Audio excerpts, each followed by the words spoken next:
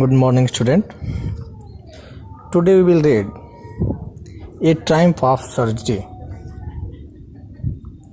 A Triumph of Surgery is written by James Alfred Witt. He is popular as James Herriot, and he was a British veterinary surgeon and writer too. A triumph of surgery का जो लेखक हैं James Alfred विट हैं, जिनको James Harriet के नाम से भी जाना जाता है। और ये जेम्स हैरियट एक ब्रिटिश वेटरनरी सर्जन हैं और लिखते भी हैं, लेखक भी हैं। The story starts when Mrs. Pomfrey, who is a rich lady, takes her dog Tricky for a walk out of the side। ये कहानी उस समय की शुरू होती है जब मिसेज पम्फ्रे जो कि बहुत ही अमीर लेडी हैं, वह अपने कुत्ते के साथ घूमने के लिए बाहर जाती हैं।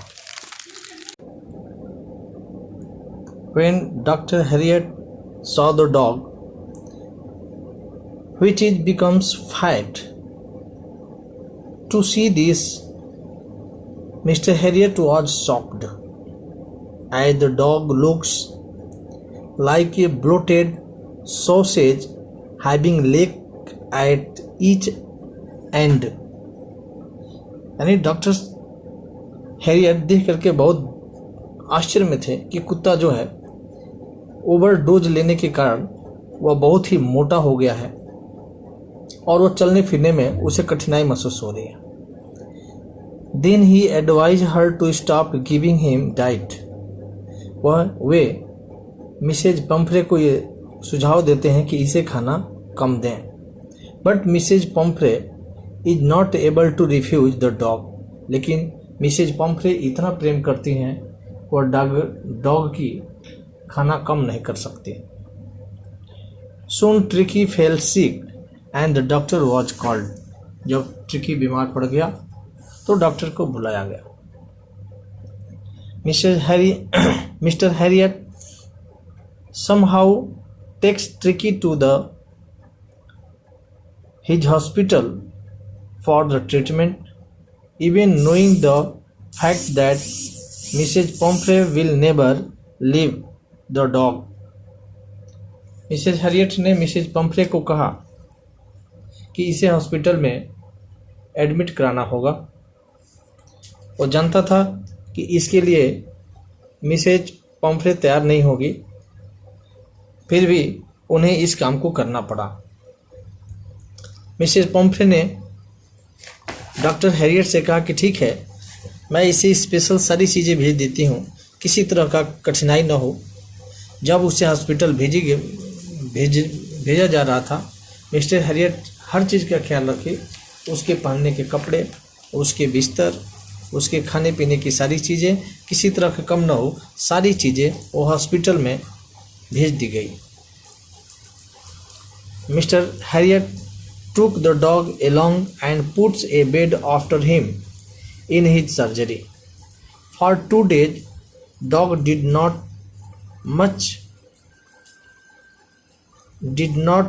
move much and also did not move much and also did not eat anything। Mister Harriet क्या देखते हैं, वो ट्रिकी हॉस्पिटल में लाने के बाद 2 दिनों तक वह खाना खाया नहीं, न तो किसी तरह में उसमें गतिविधियों में भाग लिया, चुपचाप शांति से पड़ा रहा।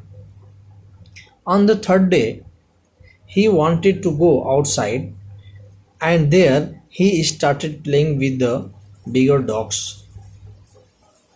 2-3 दिन बाद वो क्या देखते हैं कि ट्रिकी अपने से बड़े कुत्तों के साथ वो खेलना शुरू कर दिया। He also licked the bowl of the other dogs to eat and remaining foods। जो भी भोजन दे दिया जाता था वह उनके साथ खाने लगा। वो खाने के लिए आपस में लड़ने भी लगे थे। जब भोजन समाप्त हो जाता था तो वह उस बोल के चारों तरफ जो बचे हुए भोजन थे उसे ले पाता था।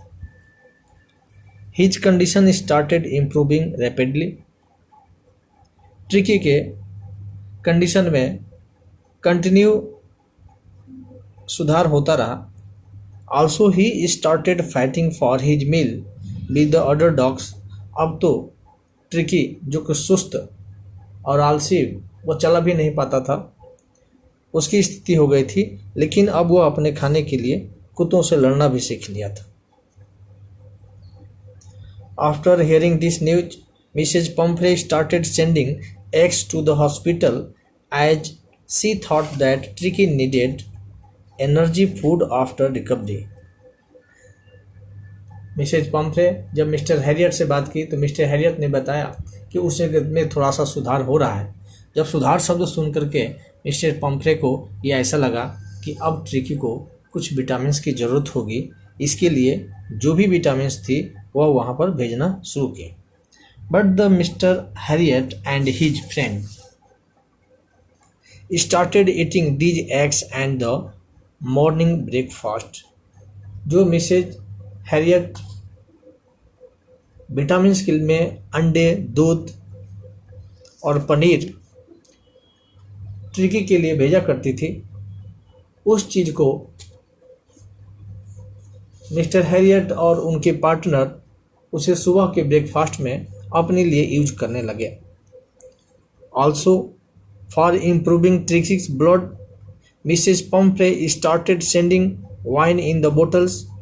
जैसे जैसे उसकी स्थिति में सुधार होता गया, मिस्टर पम्फ्रे ट्रिकी में क्यों किसी तरह की कमी न हो, इसके लिए उसने वाइन भी भेजना शुरू कर दिया। But again mister Harriet consume, लेकिन उनके साथी फिर भी इसको यूज करने लगे। उनके साथियों के लिए ट्रिकी एक ऐसा साधन बन गया था जिसे मौज मस्ती का एक साधन बन गया था, जिसे आसानी से प्राप्त किया जा सके। उनके स्टाफ मेंबर ये नहीं चाहते थे कि ट्रिकी को जल्द यहाँ से भेजा जाए, भेजा जाए, बट इधर मिसेज पम्फ्रे बहुत बेचैन थे मिस्टर ट्रिकी को लेकर के, अपने पेट ट्रिकी को लेकर के बहुत बेचैन थे। She not only this when she started sending branding in the bottles they consume that also. वो महंगे से महंगे ब्रांडेड वाइन बोतल्स और विटामिन्स भेजे जाते थे, वो सारे के सारे स्टाफ मेंबर कंज्यूम कर जाते थे, अपने में यूज कर लेते थे। आफ्टर फ्यू डेज डॉक्टर टूक a wise decision and called Mrs. Pumphrey as she was much worried. कुछ दिनों के बाद डॉक्टर हैरियट ने जब ये देखा कि मिस्टर पम्फ्रे ट्रिकी को लेकर के काफ़ी चिंतित है, for taking tricky back home, तब उन्होंने कहा कि ठीक है, आप ट्रिकी को घर वापस ले जा सकते हैं। Tricki was very happy to see his mistress and jumped into the car. जब ट्रिकी अपने मिस्ट्रेस को देखा, खुशी से उछल करके कार में उनके साथ बैठ गया। Then Mrs Pumphrey said that she would not be able to even thank him for all this wonder. कहा कि ये तो बहुत ही चमत्कार है, इसके लिए मेरे पास कोई शब्द नहीं है। And she said that his surgery had been successful as Tricky was now recured. कहा कि अब आपकी जो इलाज है सक्सेस हो गया, अंततः ट्रिकी का इलाज हो गया। Dear students, I want to say that there are some parents in our society, they want to give extra energy their students, their child, but it is not suit for them. So I want to say that they should not be indulgent which may harm their child. बच्चों को इतना न खिलाएं जो कि उनके बच्चों के लिए नुकसान का कारण बने। In this way, a triumph of surgery summary of this chapter has been completed. This is a short story which is written by James Herriot.